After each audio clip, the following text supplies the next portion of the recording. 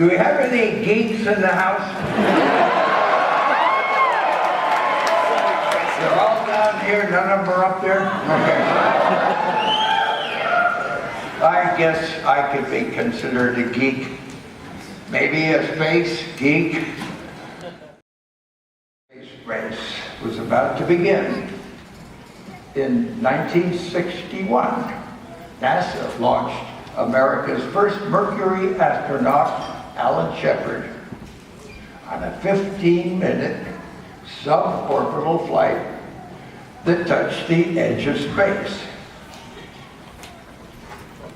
Now, the Russians had already achieved an incredible accomplishment by sending the first human into space, cosmonaut Yuri Gagarin, one full orbit around the Earth. President Kennedy asked NASA, what is possible? They told him that it would take 15 years before we could put a man on the moon. I recently learned, however, at the 100th anniversary of the MIT Aero-Astro Department, that Kennedy visited NASA and asked the engineers to figure out how to get to Mars. So they worked over a weekend and came back with the answer. It was just a little bit too hard. The moon might be a more realistic goal. Now that probably was the busiest weekend that NASA ever has been. Can you imagine one weekend to do that? So on May 25th, 1961, 3 weeks after Alan Shepard's flight, President Kennedy boldly challenged America to commit to the goal of landing a man on the moon before the end of the decade. We hadn't even put anyone in orbit. The rockets and spacecraft just really didn't exist. And many thought this challenge was going to be impossible. We just didn't seem to have the know-how. But we did have a leader with the vision, the determination, the courage, and the confidence that we could get there. By publicly stating our goal, putting a specific time period on this specific achievement, President Kennedy gave us no way out. Yeah, we didn't have the best plan, but we did develop it a little later. Now, if space was going to be our next frontier, then I wanted to be a part of getting there. 3 of us lived in a space capsule. No, it's a space capsule. And it was about the size of a standard automobile interior. A Volkswagen, to be precise. We had estimated the chance of successfully landing without having to abort and not make the landing at about 60%. And 6 out of 7 missions is pretty close to that. But also, we really believed that we had about a 95% chance of returning home safely. And combat sometimes is more, sometimes a little less. We accept those odds. But they certainly were more than acceptable to us at the time. And those odds were with us, and we successfully landed on the moon. It was.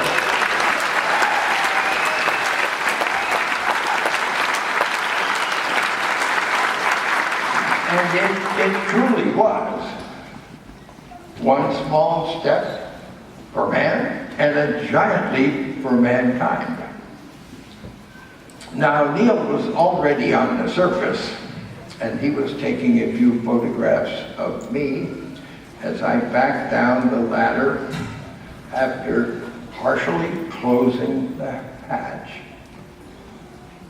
I didn't hear too many people laugh when they heard this, being careful not to lock it on my way out.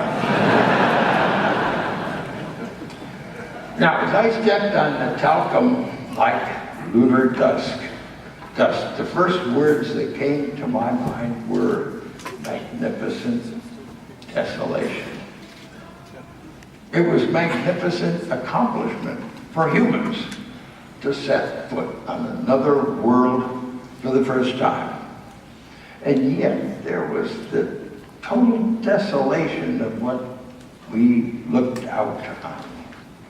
No atmosphere, no air, nothing growing anywhere, just gray. I don't know how many shades of gray, whether it was 50 shades.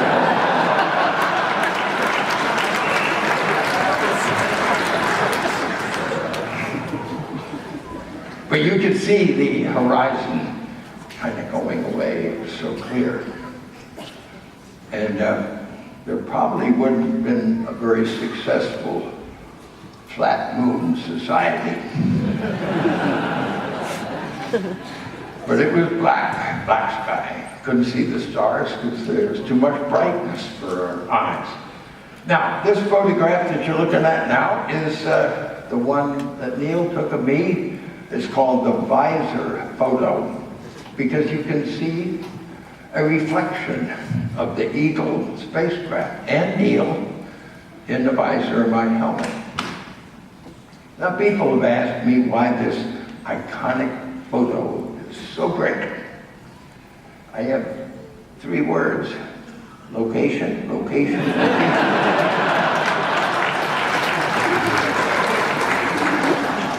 Now, Neil, being the commander, had the camera most of the time. It was my job to sort of set up the experiment, but I did get a chance to take a few photos.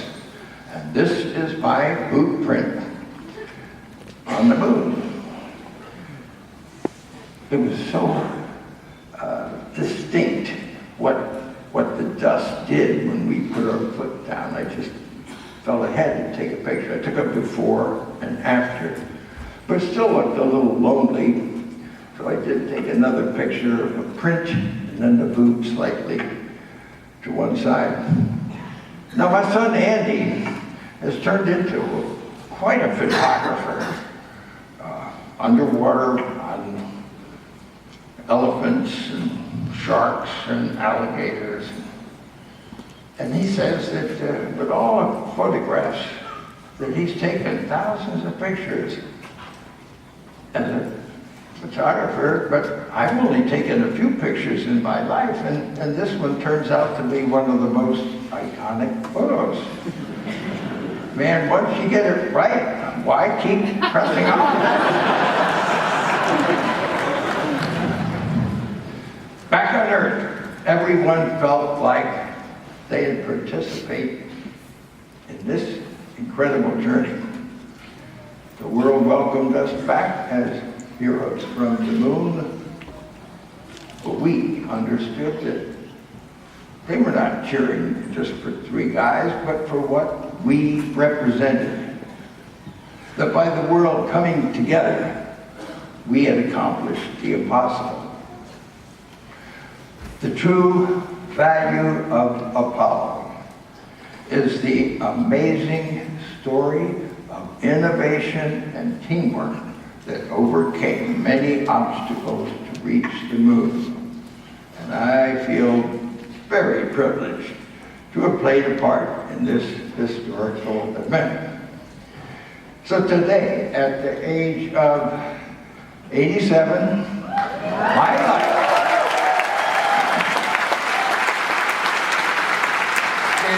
is really better than ever, and I feel like things are really coming together.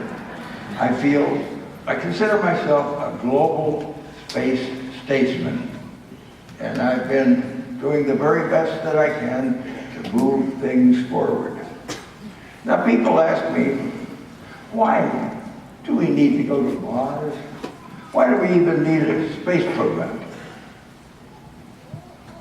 Because by venturing into space, we improve life for everyone here on Earth. The scientific achievements that come from space-based research create products and technology that we use in our daily lives. For example, the cell phones, TV, GPS, medical advances. Many of these would not have been possible without the investments in the space program. Professor Stephen Hawking recently said, and I quote, "We have made remarkable progress in the last 100 years, but if we want to continue, our future is in space." I couldn't agree more. I won't be around to see much of it, but I want to do everything that I can to lay the groundwork. And this is why I wrote my plan for the future in my book, Mission to Mars, released in 2013. There have been some improvements, refinements since then, but it was published by National Geographic. And now I have a kid's book called Welcome to Mars, published in September 2015. And this kid's book was selected as the best science STEM book by the National Science to South Pole.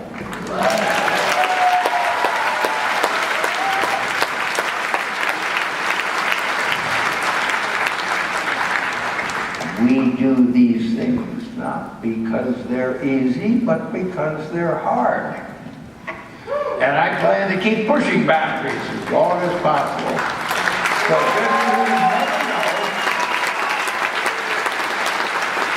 you never know where I'm going to be in the world. Now, if you're interested in learning more about my vision for Mars, you can go to my website, www.buzzaldrin.com. Humanity needs to explore or expire. We need to go beyond current limits, just like we did in 1969. Apollo was the story of people at their very best. We started with a dream, and we did the impossible. I know we did it because I'm living proof. Back with these naysayers, we've taken pictures now of the blueprints from orbit. So we know. Convinced me too. And I believe we can do it again. With a lot of help.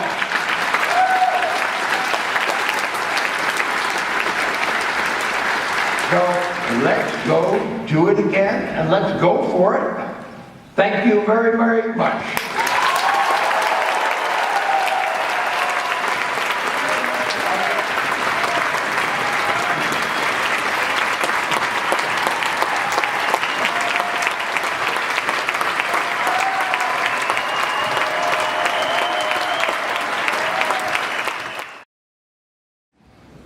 And they had me lined up with a guy, and he was a little pudgy, and I'd seen him on commercials. His name is Shatner.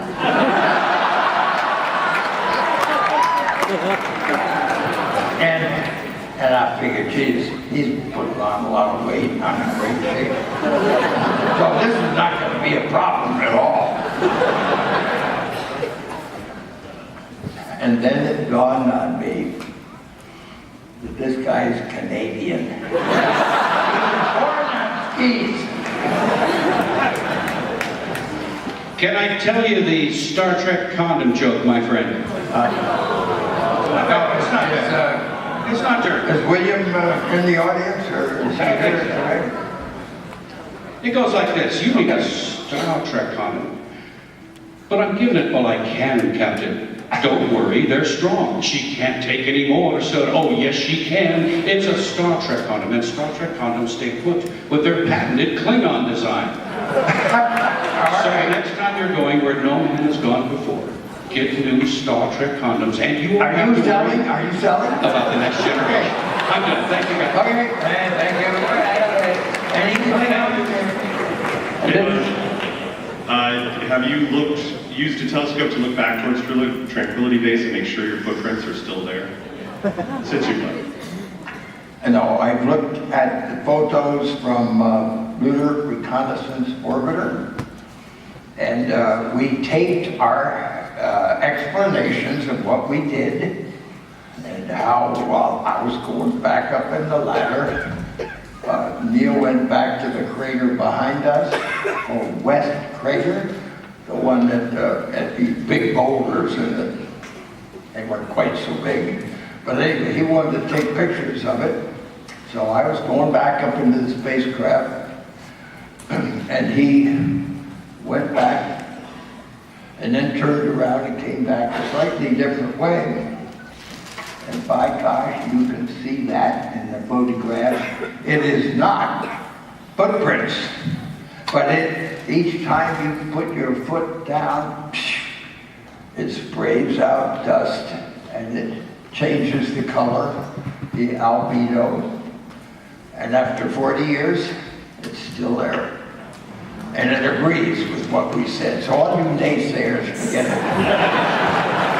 We were there.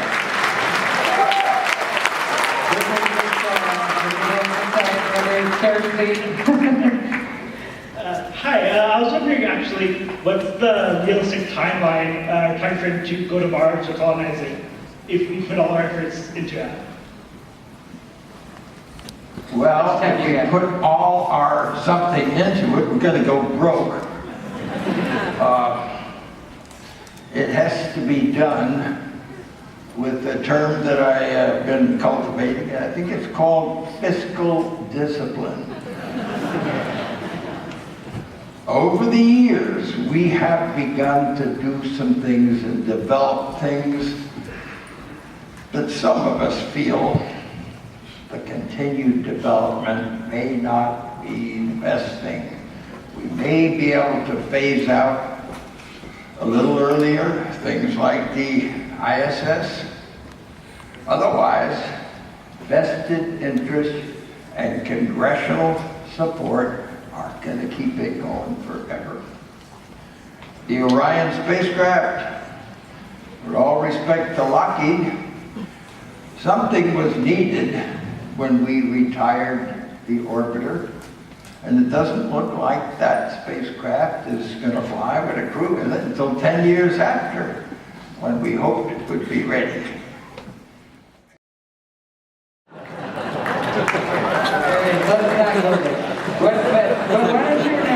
Now, I have a nice plan. We just gradually find something else for them to do.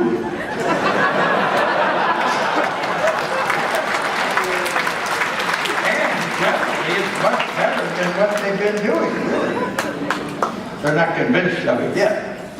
Well, you've written a speech for the President for the 50th anniversary of your moon landing, which is going to be in 2019. I believe... What's the speech you have? You're always writing.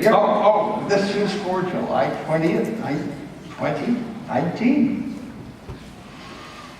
I believe that this nation should commit itself within 2 decades for America to lead international crews to occupy Mars. Now, 2 decades, that seems like a long time. That's around 2040. NASA says maybe 2030s or something. We got a lot to do between now and then, and it will be gradual progress.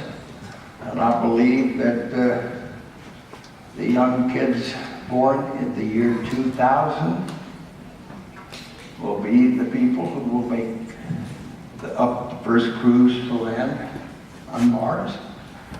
and we will train them at the moon, in orbit, doing the things for a short while that they will be doing in orbit, assembling things, refueling at Mars.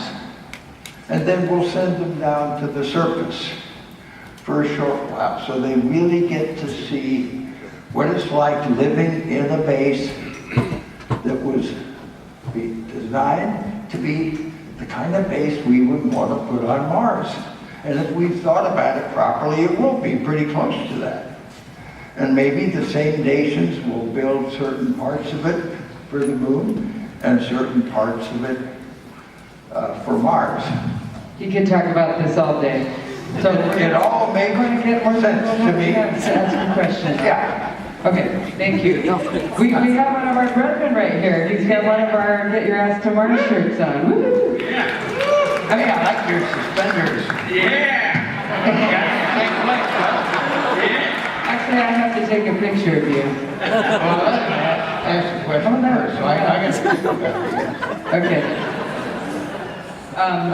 Thank you for buying our shirt, by the way. All of our Mars shirts, just FYI, including the one he has on, is a fundraiser for Buzz's Education Foundation.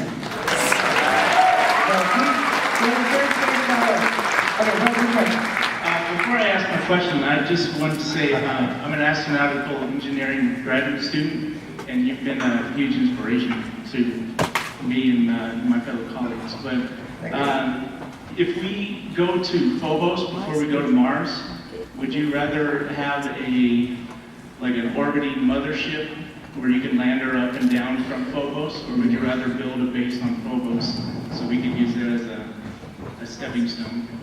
I've given that a lot of thought, and I know people have predicted us just reading it again. He sent a letter to President Trump, and he thinks we should go to Deimos and put a nuclear reactor there. And I'm not sure that he really leads to ever putting people on the surface.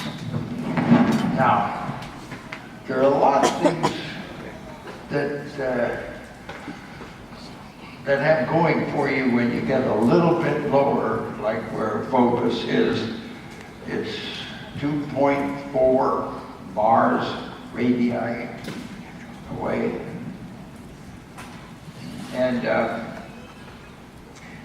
instead of landing on the surface, which I thought we would do and put structures down there that we could live in and track things happening on the surface.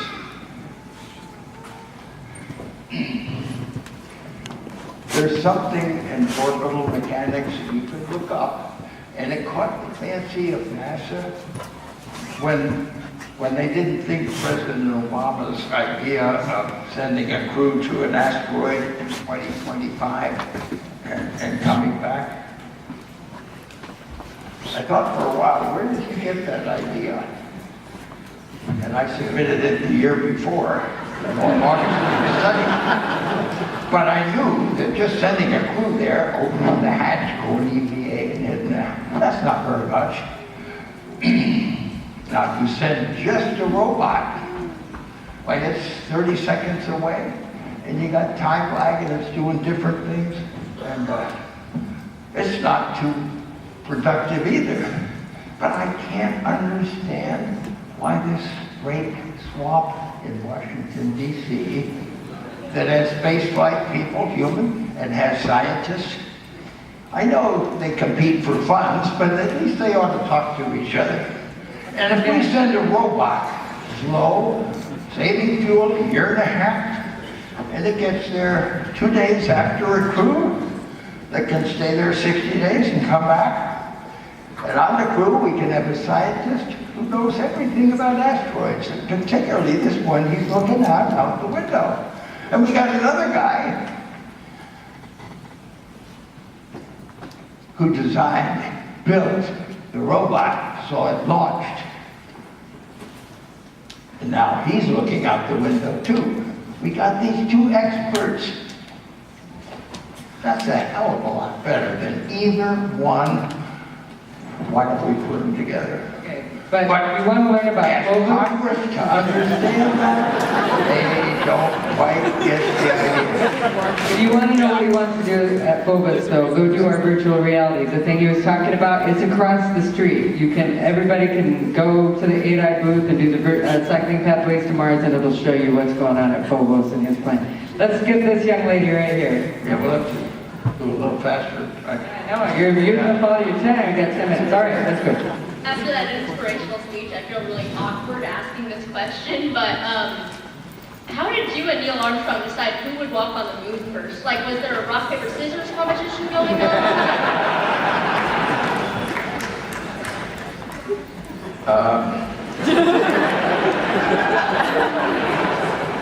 There's a pecking order. There's something called seniority. I was the oldest, but that's not what I mean. Neil was in the second group, I was in the third group with Mike.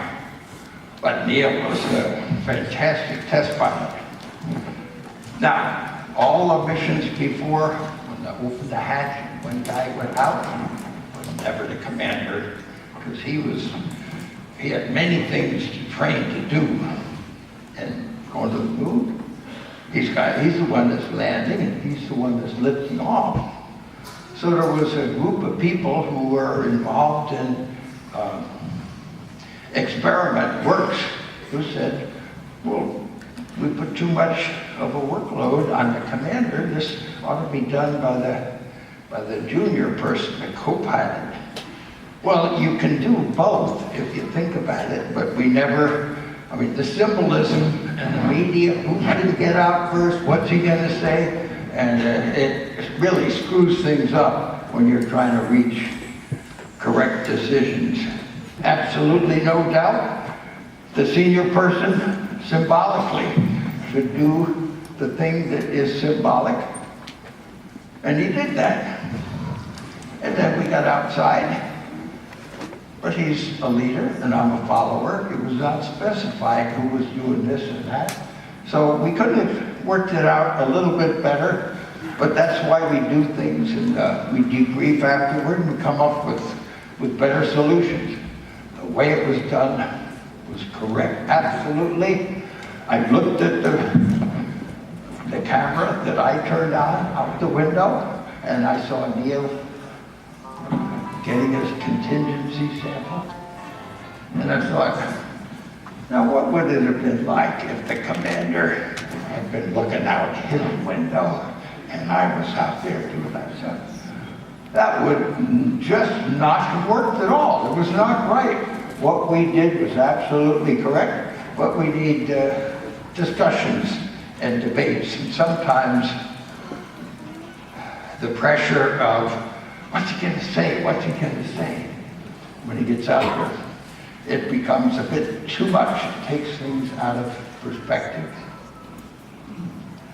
Sorry. That's all I had to say. I think that was a good story. Thank you. The way he's dressed. All right, go ahead. I'm ready to join the team.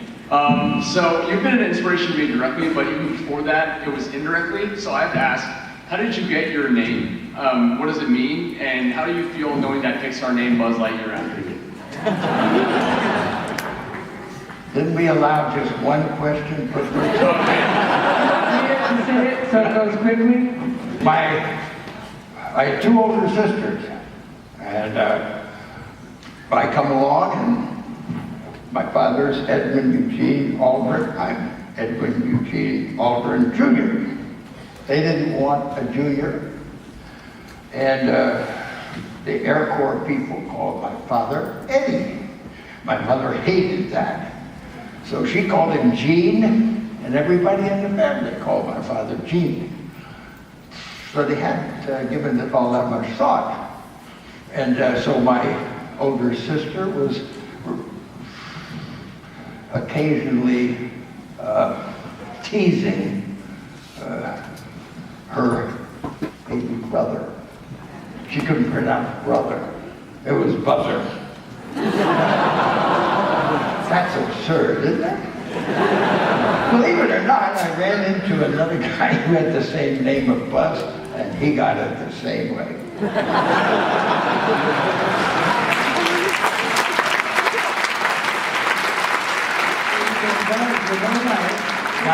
this Toy Story business,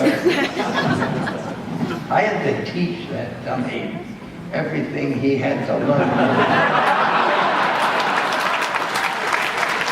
And then he came back and we gave him a parade.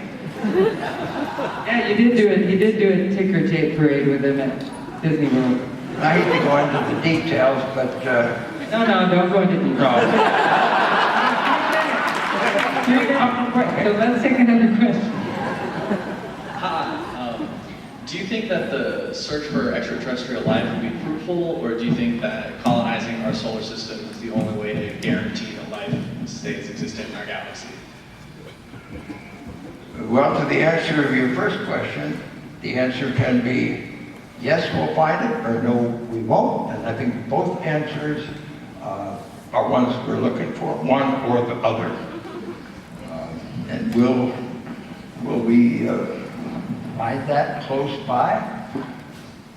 The universe is enormous, and speed of light just doesn't get you very far if you can travel that fast. Now, I got friends that think we'll be traveling by high-frequency gravity waves. I don't understand that. I'm not sure that he does, but it may be that the influence of gravity is faster than the speed of light. I don't know that. And Einstein isn't around anymore. No, but you did say But earlier. whatever speed we go, there's so much out there, we may find some evidence, but not in the physical way. They're so far away that we may communicate in some way. What language? I don't know. We got 2 more minutes, so let's try to do 2 more quick. You've been my inspiration as an astronomer and an astrophysicist ever since I was a little boy looking up at the moon thinking, Mr. Buzz went there, I want to as well. My question to you, good sir, is there anything on this earth that you've experienced that compares to what you felt getting off that lunar module? Stepping off? I mean, it was intellectually a significant achievement. It's been done before.